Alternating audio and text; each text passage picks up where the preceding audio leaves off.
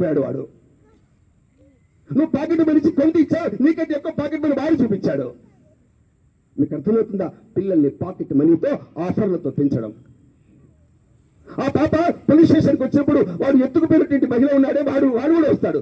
మీరు మీ చిన్నమ్మ, మీ చిన్నక్క, పెద్దక్క, మీ మామ 15 కుటుంబాలు పోలీస్ స్టేషన్లో ఉంటే వాడిని తీసుకుని వస్తుంది. ఆమె అంటుంది నిన్ను చూపించి, మా అమ్మ దగ్గర నేను పోను సార్, చంపేస్తారు సార్, మా అమ్మ నాన్న దగ్గరికి పోతే, వద్దు సార్ నేను దీంతోనే పోతా సార్. ఇటువంటి పిల్లలక నువ్వు పాకెట్ మనీ ఇస్తున్నది? ఇటువంటి పిల్లల నువ్వు పెంచుతున్నది? నువ్వు పెంచినటువంటి అమ్మాయి చదువుకొని ఉద్యోగం చేస్తూ ఏమంటే హైదరాబాద్ లో అమీర్పేటలో పైన 4వ అంతస్తులో ఆ కిటికీ దగ్గర చదువుకుంటుంటే, ఏమంటే కంప్యూటర్ యొక్క వర్క్ ఫ్రమ్ హోమ్ చేస్తుంటే, మా పాప చదువుతుందండి, ఉద్యోగం చేస్తుందని సంబరపడుతున్నారే. ఆమె కిటికీ నుంచి ఎవరు చూస్తుంది? కింద బైక్ మెకానిక్ ని చూసి లేచి వెళ్ళిపోయింది ఆ పాప. మీకు తెలిసే బైక్ మెకానిక్ ఎత్తుకుపోతే ఏమని చేసుకోకూడదు? బైక్ మెకానిక్ చేసుకోవచ్చు. ఒక సమీర్ ఖాన్, సల్మాన్ ఖాన్, ఇంకేదో ఖాన్, లడ్డు గిడ్డు గుడ్డు పేరు పెట్టుకుని అసలు దీన్ని ఎత్తుకుపోవడం కోసం వాడు షాప్ పెట్టుకున్నాడు. ఎంతమందికి తెలిసి విషయాలు? దీన్ని ఎత్తుకుపోవడం కోసమే, జాలలో పడవడం కోసమే, గ్రిప్పులో పెట్టుకోవడం కోసం దుకాణాలు పెట్టుకుంటున్నారు, గ్రిప్పులో పెట్టుకోవడం కోసమే పేర్లు మార్చుకుంటారు, గ్రిప్పులో పెట్టుకోవడం కోసమే మనతో పాటు సాయిబాబా మందిరాలకు వస్తున్నారు.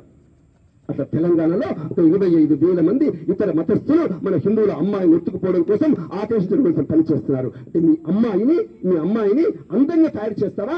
ఆత్మాభిమానంతో పెంచుతావా? మీకు తెలిసిన తెలంగాణ ప్రాంతంలో, ఈ మహారాష్ట్ర ప్రాంతంలో గోల్కొండ నవాబులు, మొఘలు పాదుషాలు, కర్ణాటకలో ఆదిరిషాలు ఈ దేశంలో ఒక హంగామా చేస్తుంటే, అత్యాచారాలు చేస్తుంటే, ఒక మహిళ పెళ్ళై తన గర్భంలో పిండం పెరుగుతుంటే శివుడి దగ్గరికి వెళ్ళి, శివ నాకు ఒక మగ శిష్యుని ప్రసాదించు. నా కూడా కాదు, మగ శిష్యు పుడితే మన తర్వాత వాడుకో కొడుకు పుడితే మనమరాలి మంచిగా పుచ్చగించి నా మనవడే అని బుర్ర మీద ఆడించడం కోసం పిలగాలి కాదు. కొడుకు పుట్టిండు, మనవాడు పుట్టిండు, చిన్న సార్థకమైంది అని చెప్పుకోవడం కోసం కాదు.